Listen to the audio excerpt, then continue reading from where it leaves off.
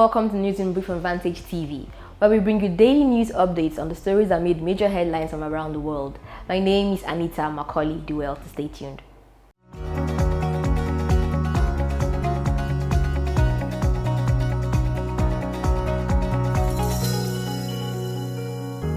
On the national news, BRT train crash driver arraigned for manslaughter.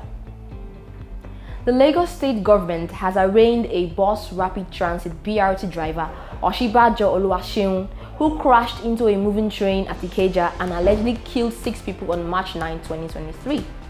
He was arraigned before Justice Oyedamola Ogala on Tuesday before an Ikeja High Court in Lagos, the state capital. Oluwaseun is facing 16 counts bordering on involuntary manslaughter and previous harm preferred against him by the state government.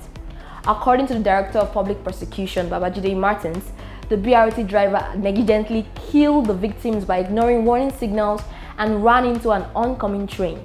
He is accused of also inflicting grievous harm on 10 other passengers on the bus. First batch of Sudan evacuees to arrive Nigeria soon. The federal government, through the Nigeria in Diaspora Commission (NIDCOM), says the first batch of Nigerian students evacuated from Sudan will arrive at Abuja soon. The chairman of the commission, Abike Dabiri, said the embassy in Egypt has successfully moved evacuees from the Sudanese side to the Egyptian side of the Akril border.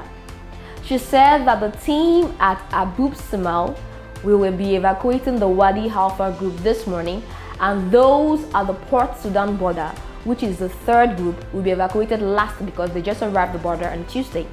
The commissioner further stated that the students were being prepared for their departure to Abuja through the Aswan airport. ECOWAS Parliament pleads for leniency as Ekweremadu awaits UK court sentence.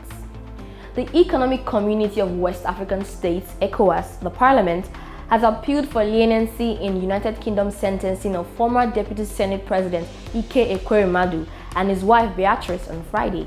After a 6-week organ trafficking trial at the Old Bailey, the couple and their doctor Obinna Obata on March 23rd were found guilty of facilitating the travel of a young man to Britain on behalf of Ekweremadu's sick daughter Sonia with a view to his exploitation.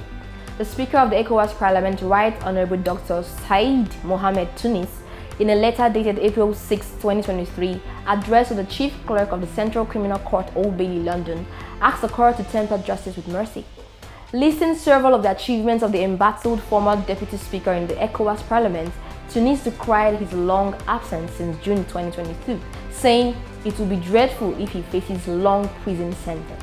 On to international news, Uganda's parliament passes mostly unchanged anti-LGBTQ bill. Uganda's parliament has passed a mostly unchanged version of one of the world's strictest anti-LGBTQ+ bills after President Yoweri Museveni asked the certain provisions for the original legislation be toned down. Despite 4 amendments, the bill retains most of the harshest measures of the legislation adopted in March. Those include the death penalty for certain same-sex acts and a 20-year sentence for promoting homosexuality, which activists say could criminalize any advocacy for the rights of lesbians, gay, bisexual, transgender, and queer citizens. That's the size of the package on this edition of News in Brief on Vantage TV. Don't forget to like, share, and subscribe. Bye.